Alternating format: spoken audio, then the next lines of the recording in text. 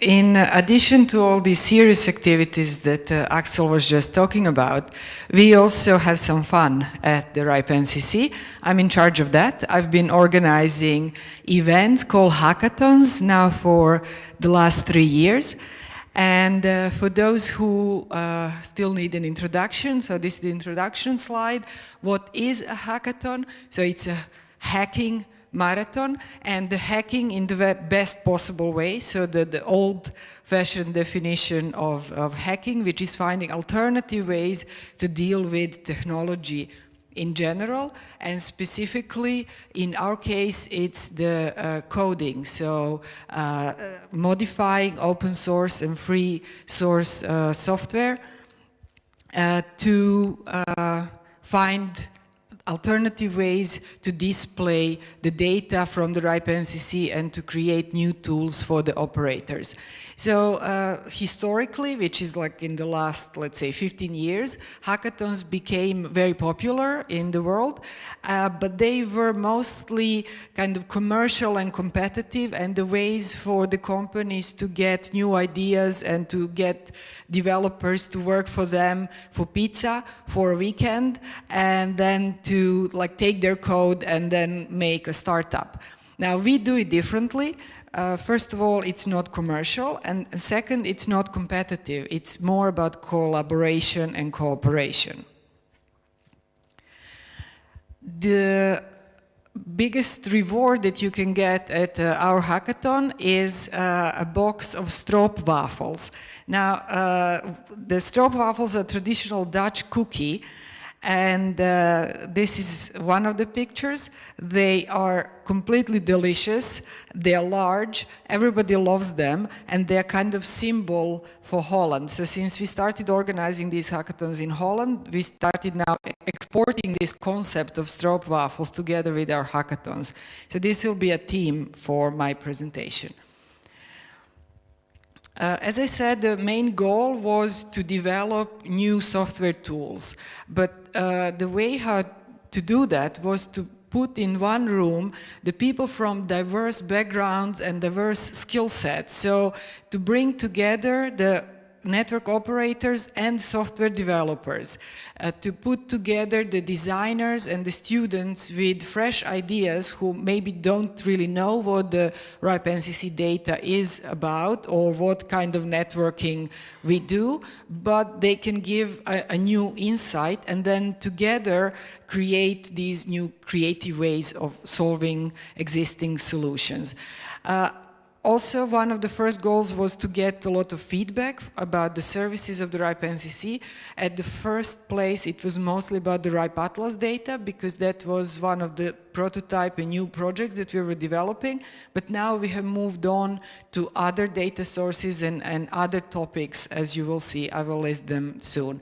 And finally, it's also about having fun. So some of you might recognize an old bearded guy who was quoted here on this meme picture to say that he had a lot of fun at one of our hackathons. So these were the topics. We did the data visualization first, and then we had more RIPE Atlas topics, and the last two I'm going to cover in more details. All the code is available on GitHub. So I will be referring to this over and over again. Just get the code, download it, try it out, modify it, and contribute it back. And these are some impressions from the latest hackathon. So there is always a lot of brainstorming going on, a lot of work in groups.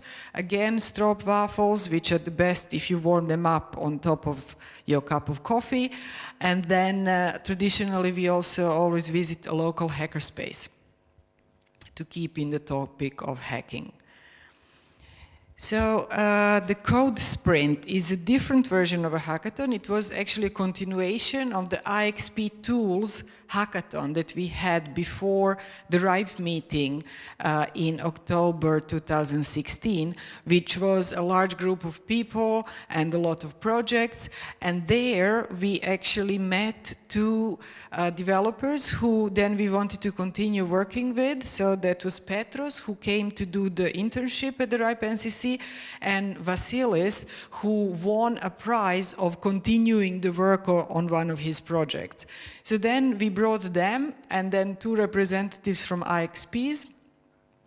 We got them to Amsterdam for 2 days, and then we worked on two small projects, and one of the results was that we published an article about it on RIPE Labs, and again, appreciate the view of the stroopwafels in Amsterdam. We worked on the IXP country JEDI. Emil already presented this project of his, which was originally meant to give you a view from a country point of view and from IXP point of view. But then at this code sprint, we developed a view from one AS number. So then you could insert your network there and see how are the trace routes between your network and other networks within the country, and not all of them, but only the interesting ones. So if the path leaves the country, it would be listed in this drop-down menu interface, so you can see between yourself and another network in the same country, which are the paths that are leaving the country. And then you can drill down in the details and see those trace routes and see at which point this path maybe is not optimal for your routing. And then there is another criteria if there is no direct peering between you and that other network. So this was a small modification that we managed to achieve within those 2 days, and Petros is still working on it because the first prototype was only focusing on Greece, on his home country, but now we want to do it for all the networks that are hosting RIPE Atlas probes. And the second project was to improve on the tool for detecting remote peerings. So we were using RIPE Atlas to measure the latency, and then based on certain criteria, we would say, okay, this peering is, according to us, a remote peering. And then the participants there developed APIs for accessing this data in the programmable way, so that everybody can build their own applications on top of this data. So you don't have to do your own RIPE Atlas measurements, you don't have to download the source data, you can just do the queries, and it's all documented, and of course it's all on GitHub. So if you're curious about this, you can find the results in the labs article and on GitHub. And then the third project we actually didn't work on, but we just heard at that code sprint, we got this good news that the version of the looking glass called BirdsEye that was developed in the previous hackathon was actually implemented in production on this URL. So it's an internet exchange that wanted to give people insight into their routing through this specific version of the looking glass. They are running Bird, they were missing that software, and they developed it at the hackathon. Any questions for now? Did you ever hear about any of these projects? Yeah, you. Good. And anybody who is actually going to look this up later on? Okay, wow, that's great. Good. So this was one of the topics, and then the actual big hackathon, the first one for this year, was about DNS measurements, and we had this hugest possible inflatable model of a stroopwafel, just as a symbol. So it happened again in Amsterdam. That's the easiest for us to organize. There were 40 people. We had these sponsors, thanks a lot. And because of their support, we could actually fund the transport costs of certain participants. So that's always helpful. And all these people were working on the 8 projects. And after the RIPE meeting where we presented this, there was a lot of interest in the follow-up. So if you're also interested to maybe organize the next DNS Measurements Hackathon or Code Sprint, let me know later on. So these were all the projects. I won't go into the details of all of them. You can find it on Labs. And these were the rewards.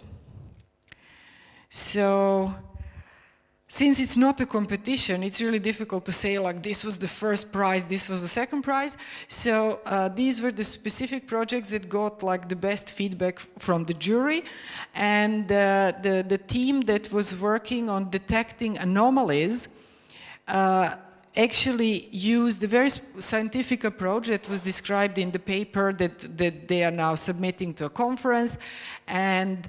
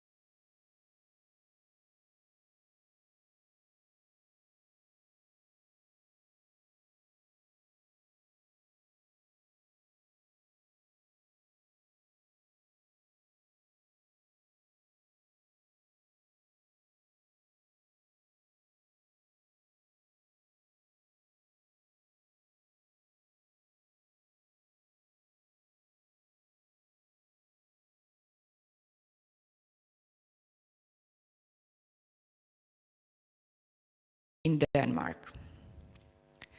So how can you take part? Well, either just join us for those 2 days or use the software. It's there. We made it for you. We made it for the community. All those people who got there made it for you. And we keep track of it. So if you contribute some improvements, we are going to blog about it. And we want to do it more. So in 2018, we are open for invitations, suggestions. So talk to us. I will leave you with this nice picture of the laptop covers. It's also a tradition already to take always these photos and to share them. Maybe you recognize somebody's laptop with all these stickers. But anyway, it's our attempt to art within all of that technology. Thank you. Any questions?